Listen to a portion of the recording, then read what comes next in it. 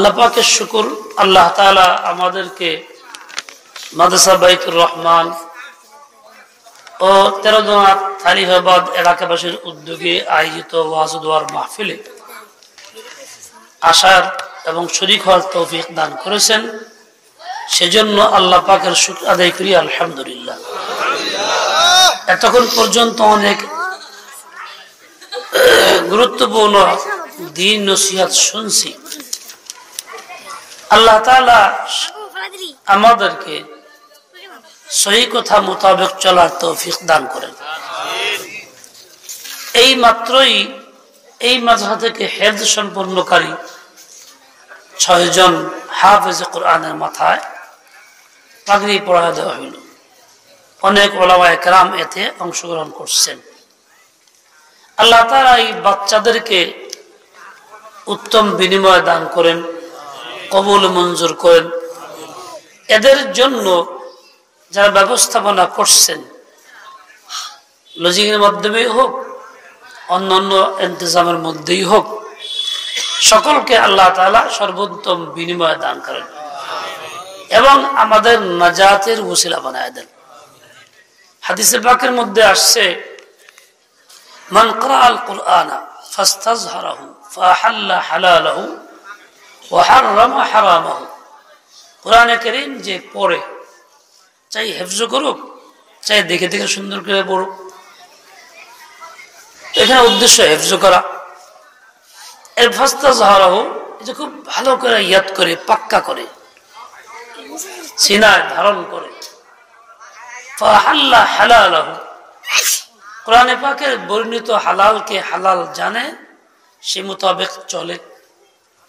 ওয়া হাররামা হারামাহু, কোরআনে পাকে বর্ণিত এবং হাদিসে পাকে তার ব্যাখ্যায় উল্লেখিত যে সমস্ত হারামগুলি আছে, সেই হারামগুলিকে সে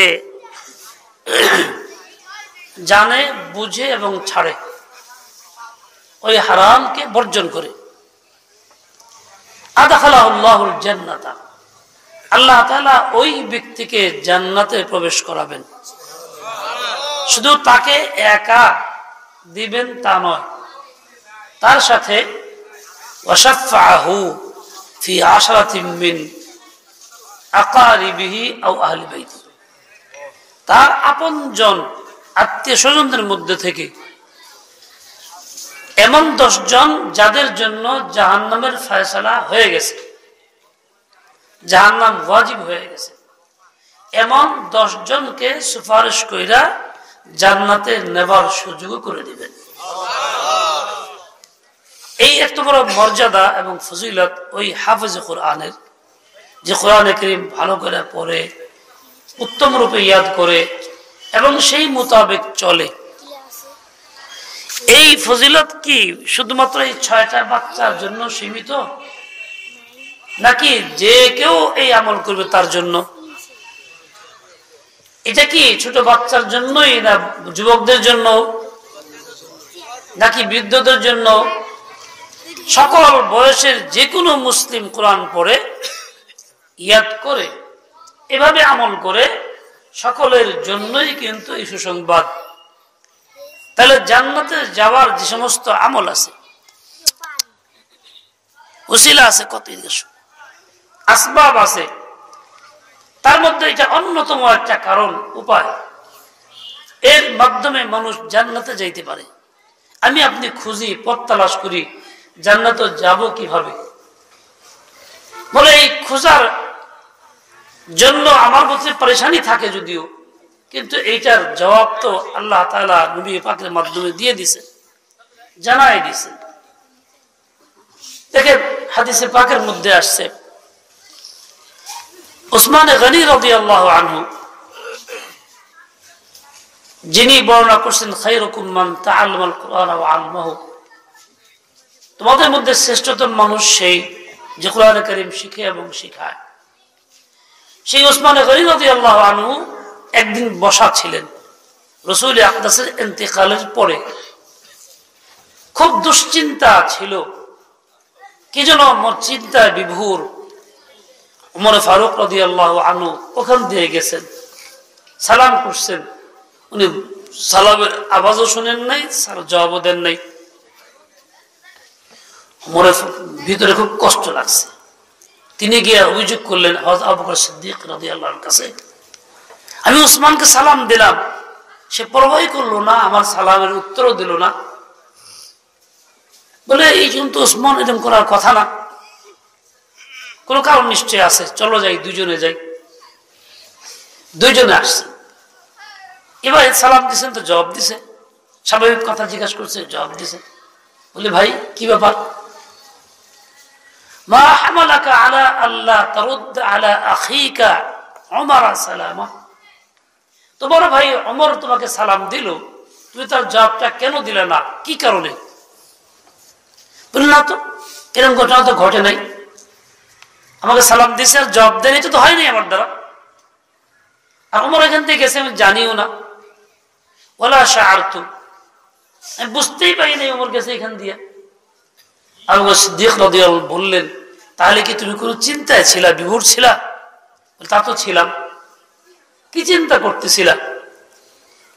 তখন তিনি বললেন যে রাসূল আকরাম সাল্লাল্লাহু আলাইহি ওয়াসাল্লাম দুনিয়া থেকে চলে গেলেন, কিন্তু জিজ্ঞাসা করে রাখতে পারলাম না কোন কাজে আমার নাজাত মিলবে, আমি কি কাজ করলে জাহান্নাম থেকে বাঁচবো, জান্নাতে যাব, জিজ্ঞাসা করে সারতে পারি নাই। এর আগেই চলে গেলেন, তাই চিন্তা করতেছিলাম, বিভোর ছিলাম। রাসূল আকরামের ইন্তেকালের পরে স্বাভাবিক প্রত্যেকের মনে আঘাত লাগছে, যে যত মুহাব্বত বেশি করছেন তার দিলে ততটাই আঘাত তত বেশি লাগছে। ওসমান গনি তো আশারায়ে মুবাশশারের একজন, 10 জন জান্নাতি সুসংবাদ প্রাপ্ত একসঙ্গে যারা, তাদের মধ্যে অন্যতম একজন। উনি তো মুহাব্বত করছেন ওইরকমই, আঘাতটাও বেশি লাগছে, উনি বিভোর। কিন্তু চিন্তা কি জন্য, নাজাত কোন পথে, এই বিষয় নিয়ে চিন্তা।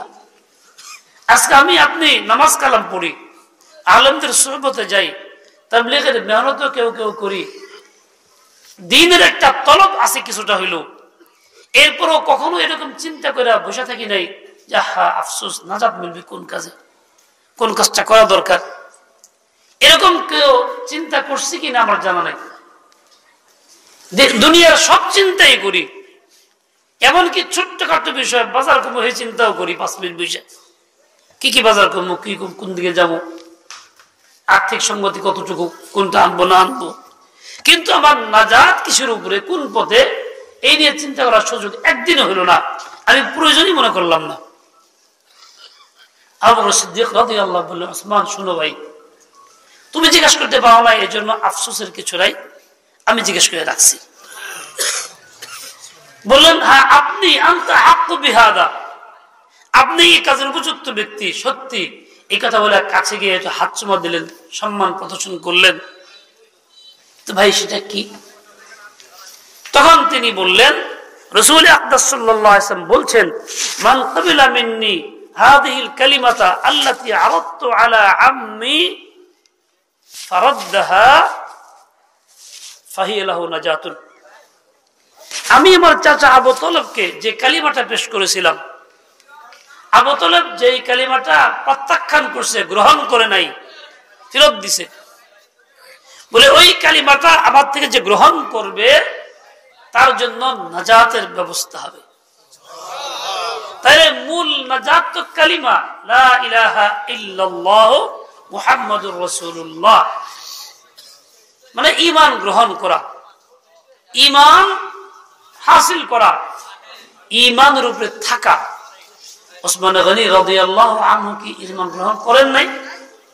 তিনি কি জানতেন না?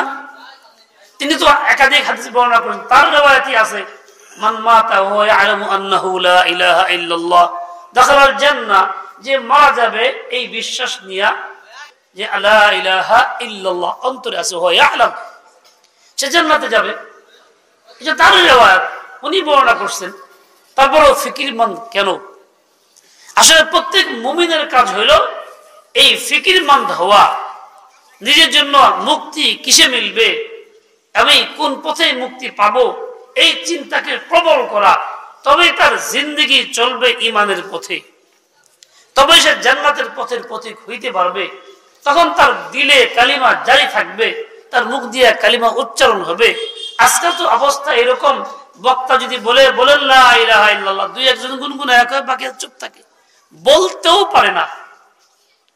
মুখটা ছেড়ে কথা বলবে তা পারে না, কিন্তু গুনাহের কথা বললে সব পারে। নাজিরাবাদ পাকিস্তানে এক বেচারা অসুস্থ, হাসপাতালে ভর্তি, মৃত্যুর সময় ঘরে আসছে। কিসের দ্বীনের উপরে ছিল না, বেলাইনে চলত। তার এক বন্ধু, সে আবার দ্বীনের উপরে মেহনত করছে, সময় লাগাইছে, জামাতে আলেমদের সাথে এত করে একটা বুঝ পয়দা হয়েছে। এই লোকটা দেখতে আসছে বন্ধুকে অসুস্থ দেখে, এসে তার কাগজপত্র সব পড়ে বলতে, দুস্থ যা দেখলাম, ডাক্তার রিপোর্ট যা আসলো, মনে হয় তুমি বেশি দিন টিকবা না, কাজেই তুমি তওবা করো, জিন্দেগি বদলাও। এই কথা শুনে না দুস্থ কত তার দিকে চায় রয়েছে, অসুস্থ রোগী তাকায় রয়েছে। কতক্ষণ পরে দুস্থ, সবকিছু কইতে পারি, কিন্তু তুমি যা কইলা তা তো কইতে পারি না। আমি প্রেসক্রিপশন কইতে পারি, ট্যাবলেট কইতে পারি, ক্যাপসুল কইতে পারি, বিস্কুট কইতে পারি, তুমি যে মুখ দিয়া কইলা এটা কইতে পারি না। দুস্থ মুখ দিয়ে কি কইছিল, তাওবা করো, তাওবা শব্দটা সে কইতে পারতেছে না। বিস্কুটের চেয়ে তাওবাকে কঠিন নাকি? ক্যাপসুলের চেয়ে শব্দ তাওবা বেশি কঠিন? কঠিন না কইতে পারতেছে, সহজটা কইতে পারতেছে না। তার মানে কি, আল্লাহ তাআলা এতটাই নারাজ তার আমলের উপরে যে তার মুখ দিয়া তওবা শব্দটাও বের হচ্ছে না। তওবাটা বের হওয়া, কালিমাটা বের হওয়া মুখ দিয়া, এটা কিন্তু এমনিতেই না। আল্লাহ তাআলা যদি নারাজ না হন, আল্লাহ যদি দয়া করে, তো মুখ দিয়ে বের হবে। এটাই যে আমরা বলতে গেলে বলতেই পারি না, মুখ দিয়ে আসে না, বলাইতে গেলেও উচ্চারণ হয় না, আগ্রহ করে তো বলিই না। এই যে না বলতে বলতে বিমুখ হইতে যেমন হয়ে গেছি, যে আল্লাহ নারাজ হয়ে গেছে, দিল এখন বিমুখ হয়ে গেছে, এখন দিল কবুল করে না, এখন মুখেও আসে না লা ইলাহা ইল্লাল্লাহ, জড়তা ভাঙ্গে না। আমার এলাকার এক মুরব্বীর নাম বললে আপনারা চিনবেন, যেটা আপনার পাশের মানুষ, মারা গেছে। মৃত্যুর আগে আমাকে কয়েকটা কথা বলছে। এক পর্যায়ে বলছেন, মুসাফা করতে আসছি, মুসাফা করছি, আমি কই ইয়াগফিরুল্লাহু লানা ওয়া লাকুম, সে বলে হাগফিরিল্লাহ। কয়েকবার বলাইলাম, সে বলতেই পারলো, সে একই কথা কয়, হাগফিরিল্লাহ। গত উমরার সফরে গেছি, আমার সাথে এক মুরব্বী সিট পড়ছে, আমার মানিকগঞ্জ জেলারই, এখন কিছুই জানে না। এই যে উমরাতে গিয়া ইহরামের পরে লাব্বাইক আল্লাহুম্মা লাব্বাইক বলতে হবে, এটাও তার জানা নাই। আমি তাকে শিখাইতেছি, আমি কই লাব্বাইক, সে কয় রব্বাইক, র দিয়ে বলি। এবারে আজীব কথা, সামনে শব্দ আরো খারাপ করে বলে, যতই বলি সে লা শারিকা লাহু এরকম বলে, তার মুখ দিয়ে আসে না। এই যে আমি হাসতেছি, মনে হয় যে সহজ বিষয় ছিল, কইতে পারতেছে না। আমার কাছে কষ্ট লাগতেছে, বেচারা কইতে পারতেছে না। কেন কইতে পারতেছে না? বয়স্ক মানুষ, দুনিয়ার সবকিছুই সে বুঝে, সবকিছুই সে করলো, এইরকম শব্দটা কেন আসতেছে, লাব্বাইক কেন মুখ দিয়ে আসতেছে না? এটা কিন্তু এমনি না, এটা হলো ওই জায়গার থেকে সম্পর্ক নাই, ছিন্ন হয়ে গেছে। এটা লাব্বাইক মুখে আসে না। লাব্বাইক মানে কি, যে আল্লাহ আমি তো আপাত মস্তকে হাজির, আপনার জন্য আমি সারা দিতেছি, জান সব আপনার জন্য কুরবান, আমি তো হাজির। এই শব্দটা আল্লাহ পছন্দ করতেছেন না, তাই মুখ দিয়ে লাব্বাইক তো আসে না, অন্য কিছু আসে।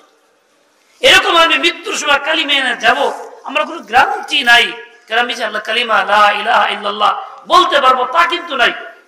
হইতে পারে দুস্থের মতো ওইরকম হইতে পারে, দুস্থ তুই যা কইলি শুনলাম, কিন্তু কইতে তো পারতাছি না, কেন? মুখে বাধা আসে। ওই মুরব্বী বলে, আমার মুখে খুব কষ্ট দিছে, আত্মীয়তা পালছি, ছোট এতিম ছিল, জায়গা বাজা দিছি, বাড়িঘর করে দিছি, সে আমার খুব কষ্ট দেয়, হাত বা দেয় না, চল জায়গা দখল করছে, বেড়া দিছে, ইত্যাদি ইত্যাদি। আমি তার সাথে কথা কই না, কথা বন্ধ করছি। আমি কই না, সালামটা কম কম দিয়ে। ওকে না হুজুর, না হুজুর, আহে না মুখ দিয়া, খিল লাগাইছে, খিল জিবলায় খিল লাগে রয়েছে, আয়না আয়না, তার শব্দ ওইটা। এই যে জিবলায় খিল লেগে রয়েছে, আসে না, সালাম শব্দটা বলতে পারে না। সালাম তো মামুলি কথা না, সালাম তো আল্লাহ পাকের নাম। রাসূল আকরাম সাল্লাল্লাহু আলাইহি ওয়াসাল্লাম ইস্তিনজা করছেন, একজন সাহাবী যাইতেছিলেন ওই পথে, হুজুর ঢিলা নিয়া ব্যবহার করতেছিলেন, যাওয়ার পথে খেয়াল করে না, সালাম দিয়ে দিছে। আল্লাহ নবী সাল্লাল্লাহু আলাইহি ওয়াসাল্লাম যেহেতু ওই অবস্থায় ছিলেন, এই জন্য সালামের জবাব দেন নাই। দিলানি অবস্থায় সালামের জবাব দেওয়া তো নিষেধ, ইসলামে হালতে আছে তখন আল্লাহর নাম নেওয়া তো নিষেধ, কথা বলাও নিষেধ। আমরা তো কথা বলি, ভুল করি, সুন্নতের খেলাফ আমল করি, বরং কঠিন ওয়াইদের কথা আসছে এই ক্ষেত্রে কথা বলার মধ্যে, হ্যাঁ, এবং কি আল্লাহর লানতের কথা আছে এই কথা যে বলে এই সময়। যাই হোক, তো রাসূল আকরাম সাল্লাল্লাহু আলাইহি ওয়াসাল্লাম ওই অবস্থা ছিল, কথা বলেন না, জবাব দেন নাই। লোকটা যখন যাচ্ছিল আড়াল হয়ে যাবে, তার মনে তো কষ্ট থাকবে। রাসূল আকরাম এইটুকু বরদাস্ত করতে পারতেছেন না, একজন মুমিন বান্দা সে লোকটা কষ্ট পেয়ে যাবে, বরদাস্ত করতে পারতেছেন না।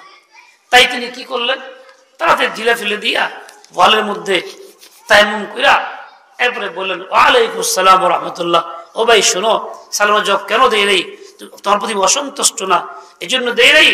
আসফাইন্না সালামা হুয়াল্লাহ, সালাম তো আল্লাহ তাআলা স্বয়ং, সালাম আল্লাহর নাম।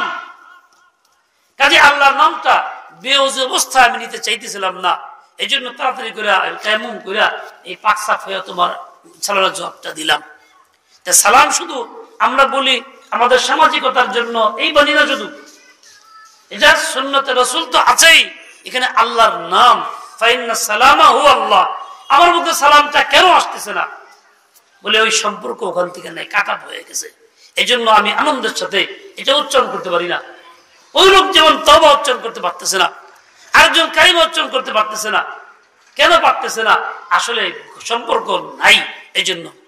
ওসমান গনি রাদিয়াল্লাহু আনহু জান্নাতে সুসংবাদ প্রাপ্ত, জান্নাতে যাবেনই, তার দ্বারা কিছু ব্যতিক্রম ঘটবে না, আল্লাহ যা বলছে সেটা পরিপূর্ণ হবেই হবে। কাজে উনি তো নিশ্চয় থাকতে পারতেন যে আমার তো নাজাত আছেই, জান্নাতে পাবই। তা না করে উনি ভীষণ চিন্তা করতেছিলেন, ব্যস্ত ছিলেন, হায় নাজাত কোন পথে মিলবে। একজন সাহাবীর জিন্দেগি, জান্নাতি মানুষের জিন্দেগি এরকম হয়, সেই তুলনায় আমার জিন্দেগি কি, আমার ঈমান কত মজবুত, আমি কতটুকু কামাই করছি, কত লাখ কালিমা পড়ছি, কতটুকু গুনাহ ছাড়ছি, আমার চিন্তাই হলো না, নিশ্চিন্ত হয়ে বসে রয়েছি। ওই ছেলের বাড়ি নিশ্চিন্তপুর, একটু আগে শুনলাম যে পাখি নিল, আমরাও নিশ্চিন্তপুরের বাসিন্দা হয়ে গেছি, চিন্তা আমাদের নাই মনে হইতেছে। এই জন্য একদিনের ফিকির হইল না যে হায় আমি তো আল্লাহর নামটা নিলাম না, নাজাত কোন পথে পাবো।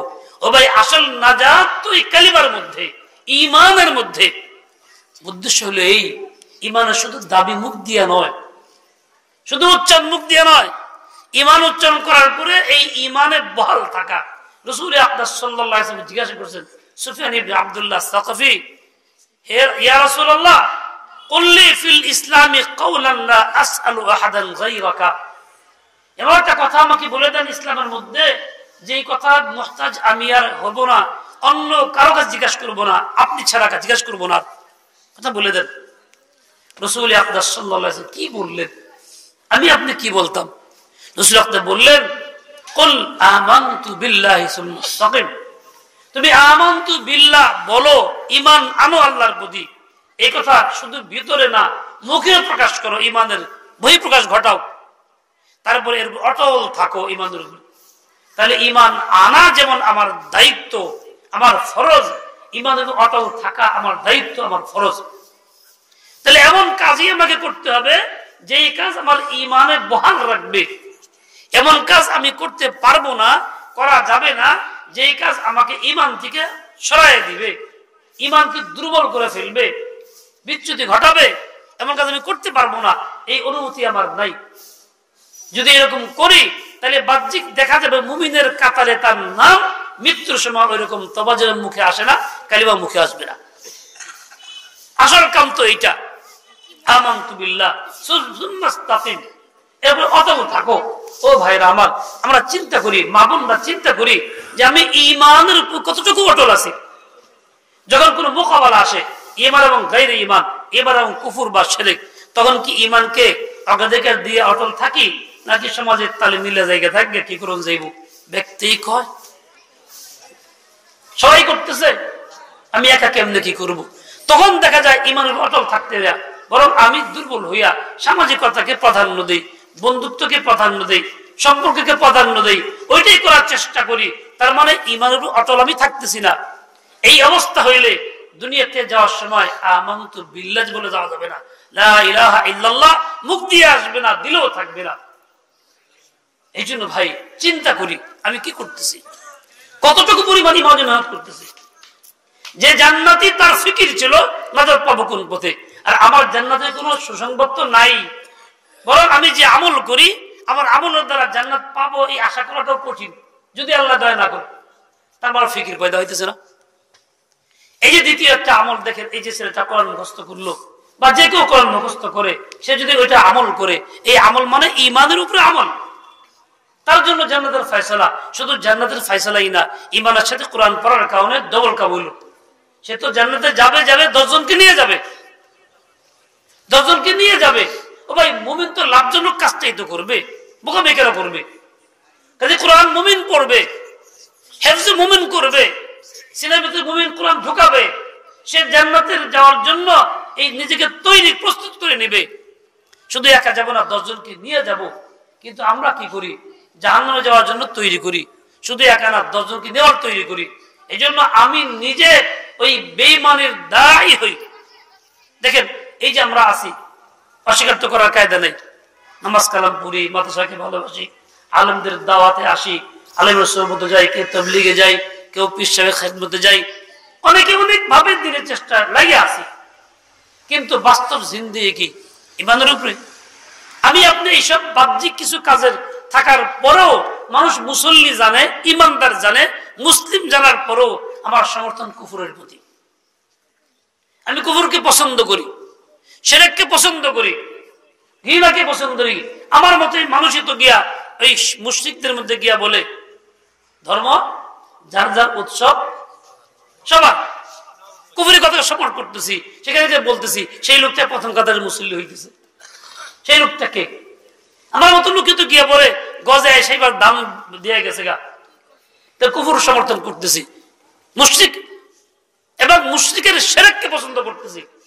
আমার মতো লোকে তো বলে ধর্ম নিরপেক্ষতা, এর জন্য মিছিল করি, মিটিং করি, পক্ষে সমর্থন করি, ভোট দেই। ধর্ম নিরপেক্ষতা কুফর। আল্লাহ তাআলা বলেছেন ইসলাম, নিজেকে মুসলিম বানাও। রাদিতু বিল ইসলামি রাদিতু বিল্লাহি রাব্বান ওয়া বিল ইসলামি দীনান ওয়া বি মুহাম্মাদিন নাবিয়্যান। এই হলো ইসলাম। আমাকে বলছে তুমি আল্লাহকে নিয়ে তৃপ্ত হও, রাসূলকে নিয়ে তৃপ্ত হও, দ্বীন ইসলাম নিয়ে তৃপ্ত হও। তুমি যদি ইসলাম তৃপ্ত হও তাহলে কেমনে ধর্ম নিরপেক্ষতার মধ্যে আসে? পছন্দ কেমনে করো, সমর্থন কেমনে করো, ভোট কেমনে দাও, সেখানে স্লোগান তুমি কেমনে দাও? মনে রাখবেন নামাজে পড়বো, বাহ্যিক সুন্দর কাজও করতেছি, আর এইরকম কুফরের সমর্থন করে যাচ্ছি। তাহলে এই অবস্থায় মারা গেলে একজনও ইমান নিয়ে মৃত্যুবরণ করতে পারবে না। কারণ এটার নাম ইমান না যে ইমানে কুফরের সমর্থন থাকে। ইমান তো সেইটাই যার মধ্যে কুফরের সমর্থন থাকে না, শুধুমাত্র আল্লাহকে দিলে জায়গা দেয়, তার নাম তো ইমান। এখানে আল্লাহকে দিয়ে জায়গা হয়নি, তাহলে তো ইসলামকে প্রাধান্য দিতাম, আমরা সব বাদ দিয়ে দিতাম। কিন্তু আমার আমলের জিন্দেগি তালাশ করে দেখবো কই সব তো উল্টা। উপরে পরিবেশ সুন্দর, পোশাক আশাক সুন্দর, উপরে কথাগুলি সুন্দর। হাকিকত হলো এই যে আল্লাহ জানে, ইমান তো দিলের ব্যাপার, কেউ জানে না। সমর্থন দ্বারা বোঝা যায়, বাহ্যিক লক্ষণ দ্বারা বোঝা যায়। কেউ হেফাজত ইমানের কথা কয়, আগে বই বেটা তুই ইমানের হেফাজত দাবি করস, তুই কেমনি করবি? আল্লাহ করবো। হেফাজত ইসলাম বললো দই বেটা তুই ইসলামের জিম্মাদার কেমনি হেফাজত কেমনি করবি? ও তো আল্লাহর কাম। তার মানে এটাও কখন যাইবো না, মুসলিম কখন যাইবো না। অমুক হল থেকে মুসলিম নাই, অমুক হল থেকে মুসলিম নাই, অমুক বিশ্ববিদ্যালয় থেকে মুসলিম নাই, মুসলিম শব্দও রাখা যাইবো না, কওয়া যাইবো না। আমি কি দিনের মুসলিম, আমি শব্দটাও রাখতে রাজি না। তাহলে মুসলিমের কবরস্থান যাওয়া দরকার থাকে, তো কাবারের কবরে যাওয়া দরকার ছিল, ওই পুরান দরকার ছিল। কোথায় যাইতেছি? দেখা যায় মুসলিম, দেখা যায় মুমিন, দেখা যায় বাহ্যিক সুন্দর, কিন্তু হাকিকতে ঈমান নাই। এই জন্য ফিকিরও নাই। ঈমান যাতে তার ফিকির পয়দা হয়। উসমান গনির ঈমান ছিল, ফিকির পয়দা হয়েছে। আবু বকরের ঈমান ছিল, ফিকির পয়দা হয়েছে। আমার ঈমান নাই, ফিকিরও নেই। ও ভাই এই অবস্থা ভালো না, এটা জান্নাতের আলামত না, এটা জান্নাতের পথ না। এই জন্য নিজে সংশোধন করি, জিন্দিগি বদলায় ফেলি, দিল দিমাগ সবটুকু আল্লাহ পাকের হুকুমের অধীনে বানায় ফেলি। রাদিতু বিল্লাহি রাব্বান যেন বলতে পারি, আবুল ইসলামের দীনান যেন বলতে পারি। ইসলাম নিয়ে তৃপ্ত, ইসলাম ছাড়া এর বিপরীত যাই কিছু আসুক আমি একে ঘৃণা করি, ঘৃণা দেই না। আফসোস লাগে একজন মুসল্লি আমার সাথে নামাজ পড়ছে কয়েকদিন একসাথে এক জায়গাতে। সে বলতেছিল যে আমি চাকরি করতাম অমুক সংস্থায়, সেখানে এক হিন্দু মহিলা ছিল, হিন্দু অফিসারও ছিল, খুব সম্পর্ক ভালো। হিন্দু মহিলাকে আমার খুব পছন্দ করত। সে ভাবছে আমিও হিন্দু, সে ভাবছে আমিও হিন্দু, অফিসারও ভাবছে আমিও হিন্দু। তাই মেয়েটা আমাকে বিয়ে করার জন্য প্রস্তাবনা দিছে স্যারের কাছে। তো আমি স্যারকে বললাম, স্যার আমি তো মুসলমান ছেলে। তাই নাকি? এখন দেখেন যেই লোকটা বলে হিন্দু মেয়েটা ভাবছে আমি হিন্দু, অফিসারও ভাবছে আমি হিন্দু, তাহলে এই লোকটার মধ্যে ইসলামের কিছু নকল নমুনা আছে কি? জুড়ে কম না কেন? থাকলে অন্য ভাবে কেমনে? এই হলো আমি মুসলমান, এই হলো আমার জিন্দেগি। কোন দাওয়াত দিছে আর পূজার উৎসবে গেছি, দেখলাম 2-3 দিন থাকলাম, খুব ভালো লাগলো, ভালো লাগলো। আমাকে কি করে দিদা? পূজা উৎসব খুব ভালো লাগলো। কয়েকে আমি সব ধর্মকে ভালোবাসি, সব ধর্মই তো ভালো। কোথায় ইমান? মুসলমান নামাজ পড়ছে আমার সাথে, মাথায় 5 কিলো টুপিও দিছিল। তার মুখের শব্দটা এই, মুখের শব্দ তো এমনি আসে নাই, ভিতরে যা আছে তাই তো মুখে আসে। ভিতরে খালি মানায় তো ওইটাই আসবে, ভিতরে তবা নাই তো মুখে আসবে না, তো ভিতরে থাকলে তবা মুখ দিয়ে আসবে। এখন তার মুখে আছে এটা কুফুর, যে এমনি আসে নাই, তার দিলের ভিতরে কুফুর আছে দেখে তো আসছে। আমি বললাম তো কুফুরি কথা, ইমান তো নাই তোমার, তুমি কি কইনি? দেখেন এই যে মেজাজ, আমি শব্দ মুখে ভালোবাসি। আজকাল শব্দ আসছে আরো খুব সুন্দর, সাম্প্রদায়িক সম্প্রীতি, আরো কিছু শব্দ আসছে। এই সব কিন্তু ইমান নষ্ট করার শব্দ, সব ধোঁকা, সব ধোঁকা। ইমান নষ্ট করার জন্য এই শব্দ স্লুপ হয়ে যাবে। এই কথাগুলি বলে বলে দিয়ে কুফরের সাথে মিলে থাকো, বাতিলের সাথে মিলে থাকো। ভাই সমাজে বসবাস করবে সব শ্রেণীর লোক, সবাই তার নিজ নিজ স্থানে দেশের নাগরিক, সেটা নিয়ে থাকবে। তাই মিলে এইটা না ধর্মবাদ দিয়ে মিলে জেলে একটা হয়ে গেলাম গা। আফসোস লাগে এই মুসলমানদের উপরে, যারা কাফেরদের শেয়ার লাগায় গায়ে, বুকে, হাতের মধ্যে, টুপির মধ্যে অমুক খেলা অমুক এই প্রচার করে, শীতের মধ্যে লেখা থাকে, ওটাই প্রচার করে পিন্দা থাকে। অনেক নোংরা কথার মধ্যে থাকে, সে বুঝে না লেখা আছে, তার কাছে ঘৃণা লাগে না, কোন শীতের মধ্যে পিনছি তাই কি হইল। অথচ এটা যে কুফরের প্রচার। কোনদিন দেখেন আপনার মক্কার ছবি কোন কাফের লাগাইব কপালে? মদিনার ছবি, কোরআনের রেহাল এবং ছবিটা লাগাইব কেউ? ওর ভিতরে এতটাই এর প্রতি ঘৃণা। আর আপনি আমি মুসলমান, আমার ভিতরে মোটেই ঘৃণা নেই কুফরের প্রতি, তাদের আচরণের প্রতি, তাদের লক্ষণের প্রতি, তাদের তকমার প্রতি। ব্যবহার করতেছি, আমি যেন কোম্পানির প্রচার করতেছি, আমি যেন ওই কোম্পানির চাকরি করি, যেই কোম্পানির চাকরি করি ইমান নষ্ট করতেছি। ও ভাই, এই যে অবস্থাটা দিন দিন অচেতন হয়ে যাচ্ছে, এটা কিন্তু ভালো লক্ষণ না, এটা আমাকে ধ্বংস করার লক্ষণ। কোথায় আছি খবর নেই। যাই হোক, এখন থেকে ফিকির পয়দা করি, দিমাগ সহি করি, গোলামি বদলায় দেই, আল্লাহ তাআলার গোলামিকে প্রাধান্য দেই। আল্লাহর গোলামির নামে ইমান, যার ভিতরে গোলামি না সে ইমান নাই, তার মুখে দেখা যাবে এটা। এই জন্য হাদিসের মধ্যে আসছে, বহু মানুষ মুমিনের ঘরে জন্ম নেবে, মুমিন পরিচয়ে থাকবে, কিন্তু ইয়ামুতু কাফিরান, মৃত্যু হবে তার কি অবস্থা? কাফের অবস্থায়, যদিও উমরা করে, যদিও হজ করে। কেন? কুফরের সমর্থন, কুফরকে ঘৃণা না করা, কুফরকে ভালোবাসা, এইসব কারণেই কিন্তু যে আসবে। শুধু তাই না, কুফরকে সমর্থন করলে ওই বউটাও তালাক হয়ে যায়, অটুক থাকে না, হাজার চেষ্টা করলেও থাকতেছে না। পরবর্তী জিন্দেগি কেমন হবে? সর করতে হবে পয়দা, এছাড়া কিছু থাকবে না। এই জন্য ভাই ফিকির করি, সময় আছে, দিমাগ ওয়াশ করি। ও ভাই বলেন তো, আল্লাহ রাসূল সাল্লাল্লাহু আলাইহি ওয়াসাল্লাম রাষ্ট্র চালাইছেন মদিনাতে? বিশ্বাস করেন? কে কে বিশ্বাস করেন? ওই রাষ্ট্রের নাম ছিল কি? খেলাফত ব্যবস্থা। আবু বকর সিদ্দিক রাদিয়াল্লাহু আনহু মুসলমান কি খলিফা? উনি খলিফা ছিলেন। ওনার রাষ্ট্র চালানোর ব্যবস্থার নাম কি ছিল? খেলাফত ব্যবস্থা। ওসমান গনি চালাইছেন, উমর ফারুক চালাইছেন, আলী চালাইছেন। তাহলে এই ব্যবস্থা তো ইসলাম দিছে।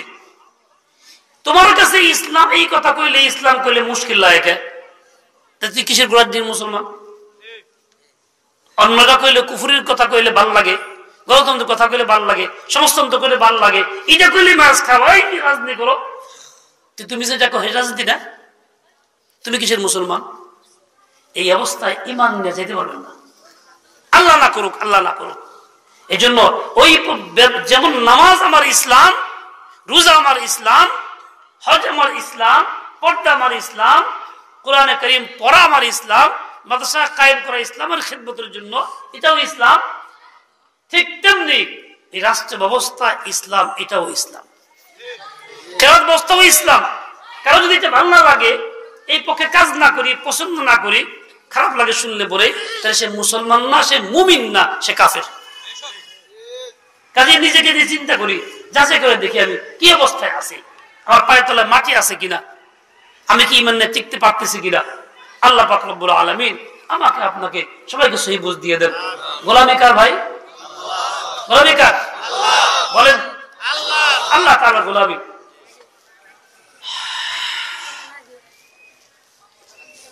আল্লাহ ছাড়া মাবুদ নাই, বলেন যদি বলেন আল্লাহ ছাড়া মাবুদ নাই, আমরা তারই গোলাম ভাই। কার গোলাম? আল্লাহ ছাড়া মাবুদ নাই, আমরা তারই গোলাম ভাই। মহাগ্রন্থ আল কোরআন নাজিল করেছেন আর রহমান। মহাগ্রন্থ আল কোরআন নাজিল করেছেন আর রহমান। হযরত মুহাম্মদ শেষ নবী, বিশ্বাস আছে? হযরত মুহাম্মদ শেষ নবী। গোলাম আহমদ মিথ্যাবাদী। গোলাম আহমদ কেরা? ও এই কথাটা খালি বলবেন, আওড়াবেন, বাচ্চাকে শিখাইবেন, বুড়াকে শিখাইবেন, মেয়ের উদ্দেশ্যে শিখাইবেন, এই কথাগুলি কয়। হযরত মুহাম্মদ শেষ নবী, গোলাম আহমদ মিথ্যাবাদী, শেষ নবী মুহাম্মদ, ঈসা নবী উম্মত, শেষ নবী মুহাম্মদ, ঈসা নবী উম্মত। কেউ কেউ বলতেছে না, মানে এটা করতেও কষ্ট লাগে, ভিতরে তো নাই। হ্যাঁ, নতুন কোন নবী নাই, সংসদেও আইন চাই। এক লাগলে বিশ্বাস করলাম, সংসদে আইনের যে চেষ্টা করলাম না, তো কিসের ইসলাম, কিসের নবী মানলাম? নতুন কোন নবী নাই, সংসদেও আইন চাই। বুঝে আসছে কথা? পাপ করা হারাম, পাপে নাই হারাম। পাপ করা হারাম, পাপে নাই। হাতে হাতে মোবাইল ফোন কোন না কেন? ইমান আমল করছে খুন, হাতে হাতে মোবাইল ফোন, ইমান আমল করছে খুন। এই ইমান জাগানোর এই মজলিসের মধ্যে কয়জন মোবাইল আছেন আর কয়জন বাইরে আছে? রাস্তাঘাট জেনে সেনে বাড়িতে বললে টিপতেছে, কম বসেন, ছেলে বেলরা উঠতে বসেন। খুন করছে তো কি করছে? হাতে হাতে মোবাইল ফোন, ইমান আমল করছে খুন। দেখতে দেখতে মোবাইল ফোন, নেক আমলে ধরছে ঘুম। দেখতে দেখতে মোবাইল ফোন, নেক আমলে ধরছে ঘুম। আগের মতন যারা নামাজি তারা কোরআন পড়ে না, জিকির আর করে না, সালাম ফিরেই দেয়। ধরছে তো কি হয়েছে? বছরকে বছর কোরআন নাই। এক ইমাম সাহেব রমজান মাসে এক বাড়িতে মেহমান হয়েছে, ইফতারের দাওয়াতে, মহল্লার। তারা মহব্বত করে ইমাম সাহেব দাওয়াত দিছে, প্রতি বছরই দেয়। তাকে ওইটা পারিবারিক নিয়ম, দাওয়াত দেওয়ার দিছে। দাওয়াত খাওয়া দাওয়া করে চলে গেছে। পরে থেকে ইমাম সাহেব কথা কয় না, মনটা খুব খারাপ, দেখলে একদিকে যায় না। বাড়ির সব সদস্য এরকম করে। ইমাম সাহেব বুঝতে পারতেছে না ঘটনা কি। নামাজ পড়তেও যায় না, জমার দিনেও যায় না, খালি এরকম করে, এরা এরা চলে। তোর এই এক বছর খালি দেখছি কি ঘটনা আছে, এরকম করে গেলে আমার নয়, আমি তো কোনো অন্যায় করি নাই। এক বছর পর রমজান ফিরে আইছে, এবার আসছে পরে আবার দাওয়াত দিব কিনা এই নিয়ে পরিবারের মধ্যে নিয়ে পরামর্শ চলতেছে। বেশিরভাগ দাওয়াত দেওয়ার দরকার নাই, এ সুর কয়েকজন চুরি করলে কি ইমাম তো আমাগো, এটা কেমন দেখা যায়? প্রতি বছর দিয়ে বাপ মা দিয়ে আইছে, দাওয়াত দে, দাওয়াত শেষ দিছে। ঘরে এনে বসাইছে, কেউ তার কাছে কথা কয় না, বসে না, চাপে না কেউ। ইমাম সাহেব বলে, ভাই কি হয়েছে তোমাকে, এরকম করো কে, কথা কও না, চাপো না, ঘটনা কি? একজন কয়, এই জন্য কই না আপনি আমার টাকা চুরি করছেন, টাকা চুরি করছেন, আমার টাকা হারাইছে, আপনি যাওয়ার পথে টাকা পাই না, এই জন্য সবাই আপনার চুরি মনে করতেছে, এলে কেউ আপনার কাছে আয় না। তাই নাকি? কান্না শুরু করছে, ভীষণ কাঁদতেছে অনেকক্ষণ। বলে কি হয়েছে? বলে আফসোস তোমাদের ঘরে কেউ কোরআন পড়ে না, একটা বছরে কেউ কোরআন পড়লো না। কেমনে বুঝলেন?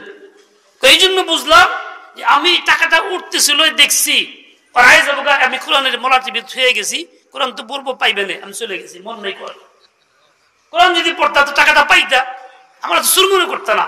তাহলে একটা বছরে বাড়িতে একজন সদস্য কোরআন পড়ো না, এটা একটা বাস্তবতা। এটা একটা কি, এই যে হাতে দেখতে দেখতে মোবাইল ফোন কি হয়েছে, নেক আমলে ধরছে খুন। বলেন, ধর্ম বর্ণ ভিন্ন মত, সবার জন্য খিলাফত। দিমাগ যদি উল্টা কয় ঠিক করেন, নাহলে ইমান নাই।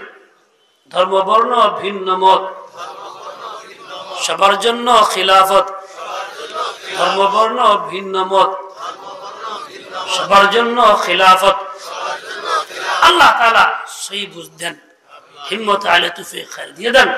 মাদ্রাসাকে আল্লাহ কবুল করেন, এর সাথে যারা সম্পর্কিত তাদেরকে আল্লাহ তাআলা ঈমান আমলের মধ্যে ডুবায় রাখেন এবং এর বারাকাত সব জায়গায় আল্লাহ ছড়ায় দেন। ওয়া সাল্লাল্লাহু তাআলা আলা নবিয়িল উম্মি ওয়া আলা আলিহি ওয়া আসহাবিহি বারাক ওয়া সাল্লাম।